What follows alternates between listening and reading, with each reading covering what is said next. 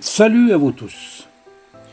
Nous voici au deuxième épisode de notre série sur la trahison de Judas. Nous nous sommes arrêtés dans la vidéo précédente sur quelques questions, auxquelles je vais maintenant essayer de vous donner une réponse complète. Je vous rappelle ces questions avant d'y répondre. Comment se fait-il qu'aucun évangéliste n'a parlé de l'intervalle très important qui va de Judas quittant le Cénacle pour aller informer les grands rabbins de l'endroit où se trouvait Jésus, jusqu'à ce que Jésus et ses 11 apôtres entrent dans le champ de Gethsémani. Comment les 11 apôtres et Jésus sont-ils sortis de Jérusalem pour franchir les portes blindées de la ville soigneusement entourée de hautes murailles et gardée par des soldats romains? Comment se fait-il qu'un événement aussi insidieux et important que celui-ci ait été omis par les narrateurs des évangiles alors qu'ils nous ont donné des détails sur des choses d'importance secondaire? Pourquoi Jésus ne s'est-il pas livré à l'intérieur de Jérusalem s'il était vraiment l'agneau qui devait se livrer pour se faire sacrifier pour la prétendue rédemption du péché originel et sans dire un mot, comme le dit Isaïe, le livre d'Isaïe dans le Vieux Testament au chapitre 53, verset 7. Comment Jésus-Christ s'est-il comporté face à la trahison? S'est-il livré à ses ennemis pacifiquement ou a-t-il organisé une résistance armée contre eux? En lisant le texte évangélique, on sent qu'il y a une coupure dans la narration et dans le texte lui-même, comme pour nous cacher un événement ou un fait important. Et vous allez noter qu'à partir de ce moment-là, c'est-à-dire du dîner de Pâques, la confusion et les contradictions commenceront à régner dans le récit. Nous vous les soulignerons une à une dans la prochaine vidéo, Inch'Allah, qui aura pour titre « Qui était le crucifié ?» Reprenons alors le récit évangélique, des étapes importantes qui ont eu lieu de l'entrée à Jérusalem de Jésus et ses 12 apôtres jusqu'à leur présumée sortie fuyant l'arrivée des soldats. Premièrement, Jésus a envoyé des apôtres à Jérusalem pour rencontrer secrètement un homme reconnaissable avec une cruche d'eau à la main, pour leur montrer dans quelle maison Jésus consommerait clandestinement le souper de la Pâque, et ce, afin d'éviter que les grands rabbins l'arrêtent ou le tuent comme ils ont souvent essayé de le faire, mais la foule les en a empêchés. Évangile de Luc, chapitre 22, les versets de 7 à 13. Nous lisons. Le jour des pains sans levain, où l'on devait immoler la Pâque, arriva, et Jésus envoya Pierre et Jean, en disant « Allez nous préparer la Pâque, afin que nous la mangions. » Ils lui dirent « Où veux-tu que nous la préparions ?» Il leur répondit « Voici, quand vous serez entrés dans la ville, vous rencontrerez un homme portant une cruche d'eau. Suivez-le dans la maison où il entrera, et vous direz au maître de la maison, le maître te dit, c'est-à-dire Jésus te dit, où est le lieu où je mangerai la Pâque avec mes disciples? Et il vous montrera une grande chambre haute, meublée, c'est là que vous préparez la Pâque. Ils partirent et trouvèrent les choses comme il leur avait dit, et ils préparèrent la Pâque. Deuxièmement, vous pouvez voir le même récit que je viens de citer dans l'évangile de Marc, chapitre 14, versets 13 à 16.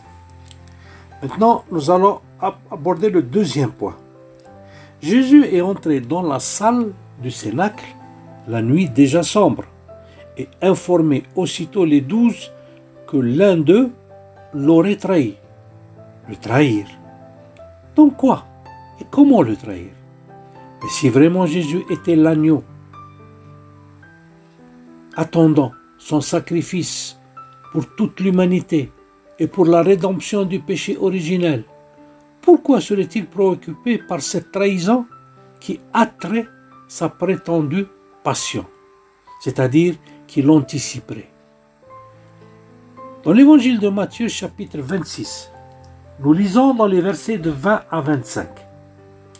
Le soir venu, il s'assit à table avec les 12. Pendant qu'il mangeait, il dit, « En vérité, je vous le dis, l'un de vous me livrera. » Et chacun, profondément attristé, se mit à lui demander, « Est-ce moi, Seigneur ?» Et il dit, « Celui qui a trempé sa main dans le plat avec moi me livrera. » Le Fils de l'homme s'en va, c'est-à-dire Jésus. Il est appelé Fils de l'homme dans le Nouveau Testament. Le Fils de l'homme s'en va, comme il est écrit de lui. Mais malheur à celui par qui le Fils de l'homme est livré. Ce serait mieux pour cet homme s'il n'était jamais né. Judas le traître dit, « Rabbi, est-ce moi ?» Et il a répondu, Jésus lui répond, « Vous l'avez dit. » Vous pouvez voir aussi l'évangile de Marc, chapitre 14, versets de 17 à 21, et chapitre de Luc, et évangile de Luc, chapitre 22, de 21, les versets de 21 à 23. Troisième point. Un seul des 4 évangélistes nous a informé du moment où Judas se détache du groupe pour aller trahir Jésus. Et c'est l'évangile de Jean, chapitre 13, versets de 27 à 30. Nous lisons. Dès que le morceau de pain, fut donné à Judas, Satan entra dans Judas. Jésus lui dit, « Ce que tu fais, fais-le, promptement. » Mais aucun de ceux qui étaient à table ne comprit pourquoi il lui disait cela, car quelques-uns pensaient, comme Judas avait la bourse, c'est-à-dire la caisse du groupe, Jésus voulait lui dire, « Achète ce que nous avons besoin pour la fête » ou qu'il lui commandait de donner quelque chose aux pauvres. Judas, ayant pris le morceau, se hâta de sortir. Il était nuit. Comment se fait-il que les évangélistes ne se sont pas préoccupés de la trahison? Les évangélistes, je parle des apôtres. Comment se fait-il que les apôtres ne se sont pas préoccupés de la trahison après que Jésus les a informés? Et pourquoi pensaient-ils encore que Judas partirait pour acheter ce dont ils avaient besoin pour la fête, ou qu'ils devaient donner quelque chose aux pauvres? Comment se fait-il qu'aucun des apôtres qui ont été informés de la trahison à l'avance n'a pas au moins tenté de persuader le traître qui était leur compagnon? Cette attitude des apôtres apporterait de l'eau au moulin de ceux qui diront, « Vous avez vu qu'ils ont fait cela pour que la prophétie attribuée au Messie, qui dit qu'il se serait livré comme un agneau sans dire un mot, s'accomplisse. » Comment alors Jésus-Christ a-t-il réagi en sachant que son traître allait le trahir? Était-il l'agneau qui attendait paisiblement son arrestation, ou était-ce un homme qui avait organisé une résistance armée contre son arrestation? Nous allons voir cela dans la suite de la narration évangélique. Ayant quitté la pièce où se déroulait la dernière scène, avant même que Jésus et les 11 apôtres ne sortent à l'extérieur de Jérusalem, nous montre que la logique aurait été que Judas indiquerait au grand rabbin où le dîner de Pâques se déroulait secrètement dans Jérusalem. En effet, il ne savait pas qu'il serait sorti pour aller dans le champ de Gethsémani.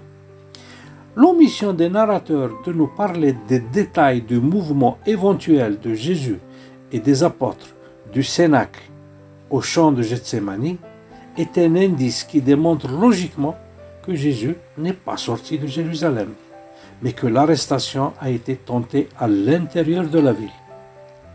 On se retrouve dans la narration dans le champ de Gethsémani à quelques kilomètres de Jérusalem. Il se trouve exactement à 1,7 km du Cénacle. C'est-à-dire le champ, pour sortir du Cénacle et aller au champ de Gethsémani, il fallait qu'il parcourt 1,7 km et vous le voyez dans la carte, dans le screenshot que j'ai fait sur Google Maps. C'est calculé millimétriquement, donc c'est pas moi qui le dis, 1,7 km, mais c'est Google qui le dit. Donc, je disais, on se retrouve dans la narration dans le champ de Gethsémani à quelques kilomètres de Jérusalem, sans un minimum de détails sur la façon dont ils ont réussi à franchir les portes fermées de Jérusalem la nuit, ni comment ils auraient éventuellement sauté les murs, qui sont assez longs. Vous pouvez voir Matthieu chapitre 26, verset 30, et Marc chapitre 14, verset 32, et Luc chapitre 22, verset 39.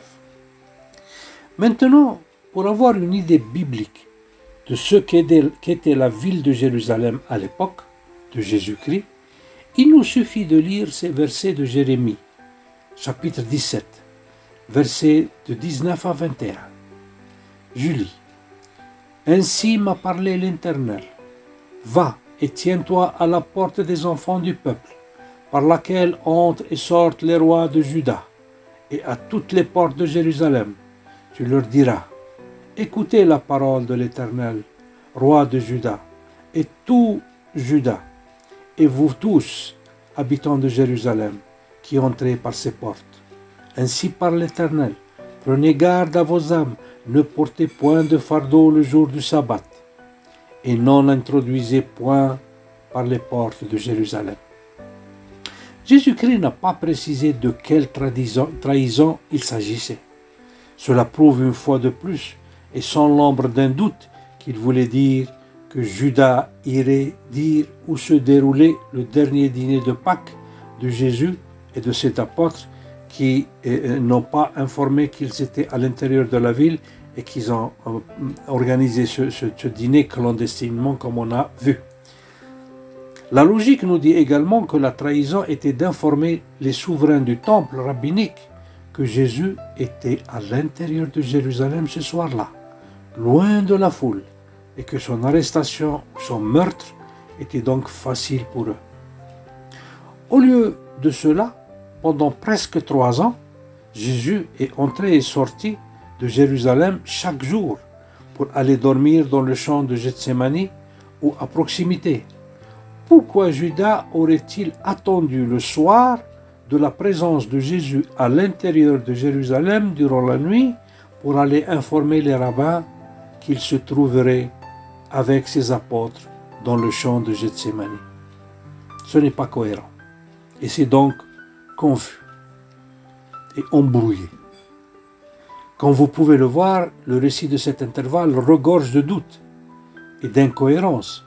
Ceci est sans doute en faveur de notre thèse, comme vous le verrez. Maintenant, nous sommes intéressés à voir comment Jésus, alayhi salam, a réagi face à la trahison déjà prophétisée dans le livre des psaumes, comme nous le verrons plus tard. Après que Jésus a annoncé la trahison de Judas, et après que Judas soit parti de la salle, Jésus a commencé à préparer les apôtres, spirituellement et militairement, en leur disant, Évangile de Luc, verset 22, chapitre 22, les versets de 35 à 36. Il leur dit encore, c'est Jésus qui dit aux apôtres, quand je vous ai envoyé sans bourse, sans sac et sans souliers, avez-vous manqué de quelque chose? Là, il se réfère au moment où il a envoyé les apôtres à prêcher l'évangile. Donc, il les a envoyés sans rien du tout et il ne leur est arrivé quoi que ce soit. Eux, ils répondirent de rien, donc ils n'ont manqué de rien. Et il leur dit, maintenant, au contraire que celui qui a une bourse la prenne, et que celui qui a un sac le prenne également, que celui qui n'a point d'épée vende son vêtement et achète une épée. Pour l'instant, prenons le récit biblique tel qu'il est, et voyons comment Jésus s'est défendu dans le domaine de Gethsémani, même si pour nous, maintenant, la tentative de son arrestation était au Cénacle et non dans le domaine de Gethsémani. Et ce pour les logiques conclusions auxquelles nous sommes parvenus dans notre analyse du texte. Dès qu'ils sont rentrés dans le champ de Gethsémani, les 11 apôtres et Jésus, une garde armée a été organisée. Jésus a placé une première rangée de gardes à l'entrée du champ composé de 8 apôtres. 8 apôtres, ils étaient à l'entrée du champ, armés comme nous l'avons vu auparavant. Puis il a emmené 3 apôtres avec lui et est allé plus loin dans le champ. Matthieu chapitre 26, les versets de 36 à 37. Jésus alla avec eux dans un lieu appelé Gethsémani, et il dit aux disciples, « Asseyez-vous ici, pendant que je m'éloignerai pour prier. » Il prit avec lui Pierre et les 2 fils de Zébédée, et il commença à éprouver de la tristesse et des angoisses. Nous avons dit qu'il a mis 8 apôtres à l'entrée du champ. Quelqu'un me dirait, comment que vous avez calculé cela? C'est très facile. Il a dit qu'il a emmené avec lui 3 apôtres. Et les 8 sont restés à l'entrée. 11 moins 3, ça fait 8. C'est tout à fait logique. Ceux qui connaissent bien les stratégies militaires de cette époque comprendront que celle-ci, organisée par Jésus, était une position défensive classique. Une première rangée de 8, puis une de 3 qui représente la garde rapprochée du commandant, et ensuite le commandant qui est à une lancée de pierre, c'est-à-dire à une cinquantaine de mètres plus loin, dans son QG.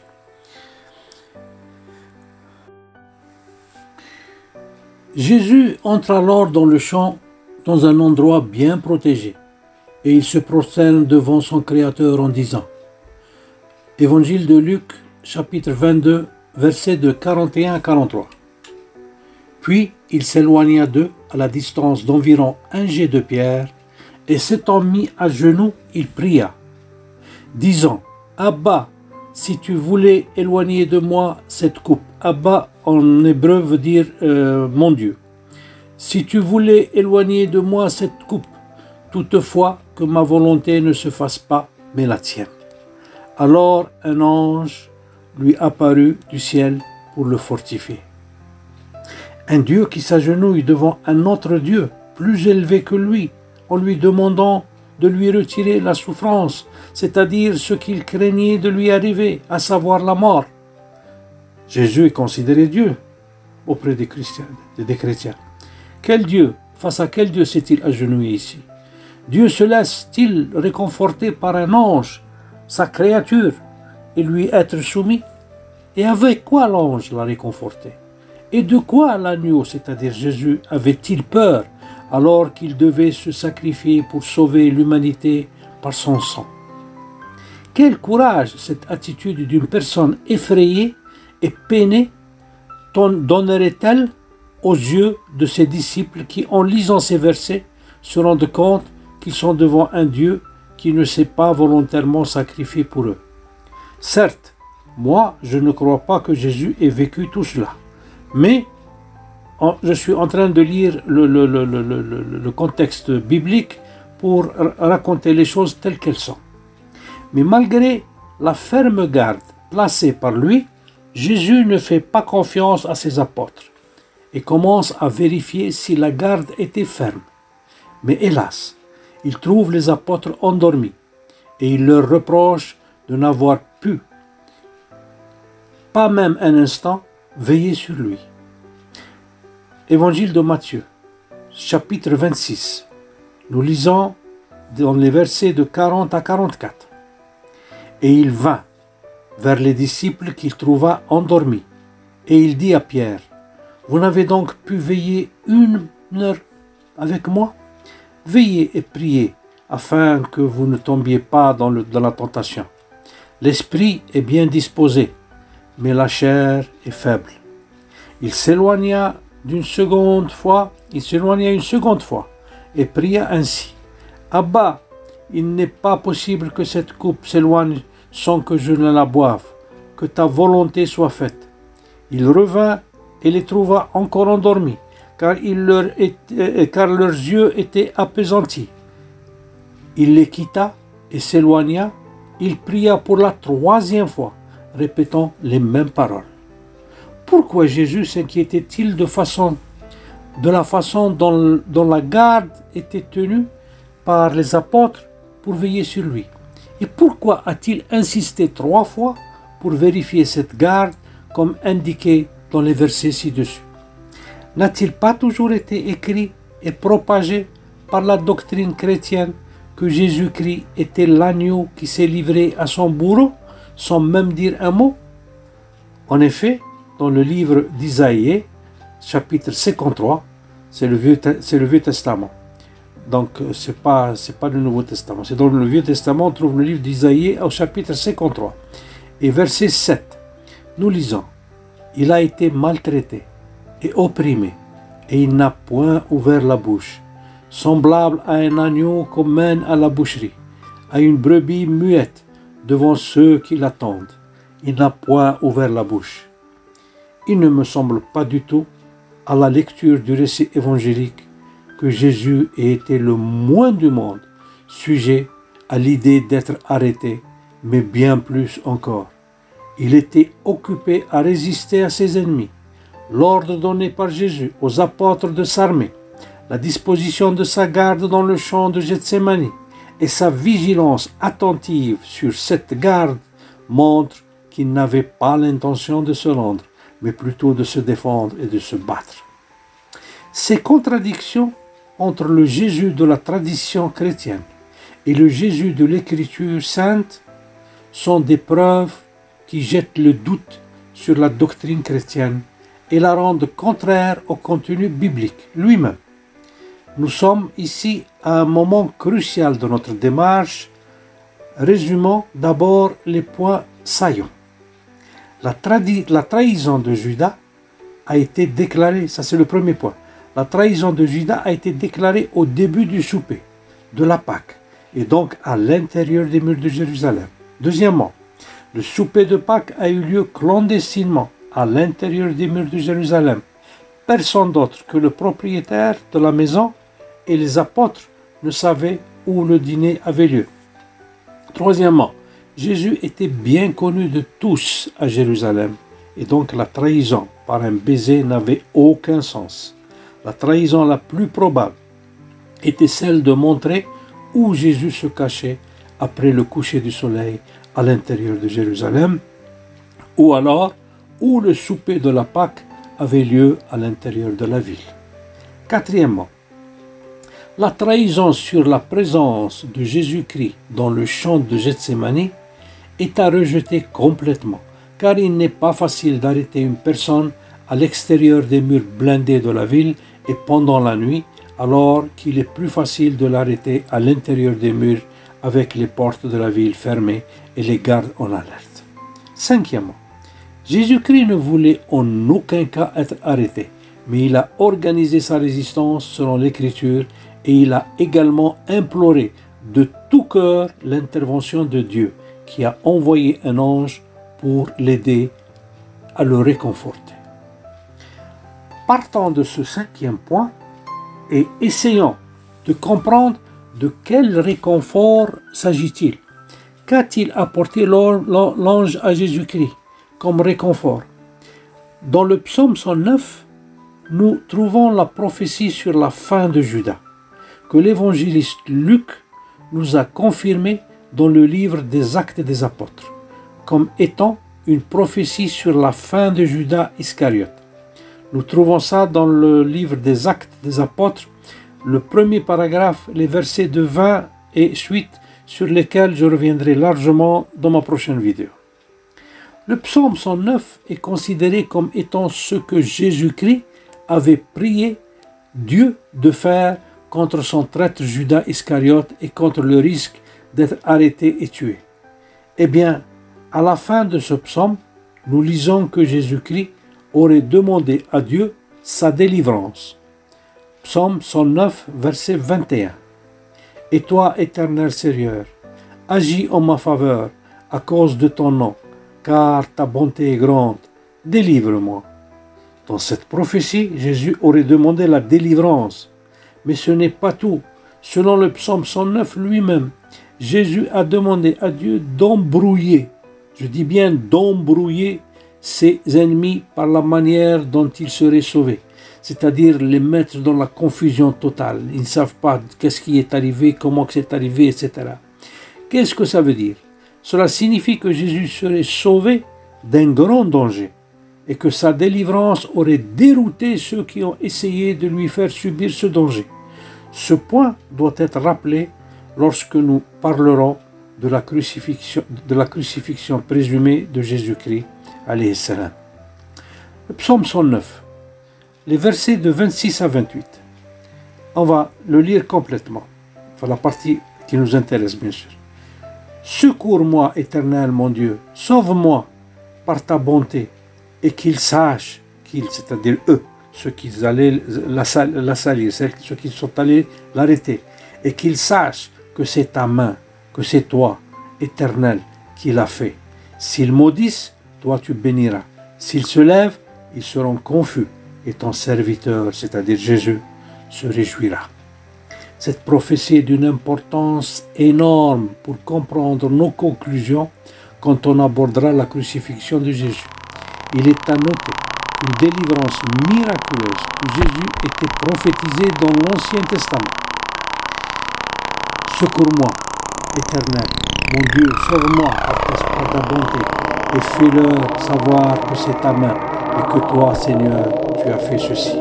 La délivrance de Jésus serait vue comme l'intervention de Dieu et que les ennemis de Jésus seraient confus. Ils maudiront et Dieu bénira. Ils se sont levés, mais ils seront confus. Mais Jésus se réjouira et votre serviteur se réjouira. Quelle est cette confusion dans laquelle les ennemis de Jésus se seraient déversés? Et comment Jésus a-t-il été sauvé? Nous répondrons à toutes ces questions et à d'autres dans la deuxième partie de notre série qui sera intitulée « Qui était le crucifié ?» Je vous salue et je vous donne rendez-vous pour mes prochaines vidéos, Inch'Allah. Wa akhiru da'wana anna alhamdulillahi rabbil alamin.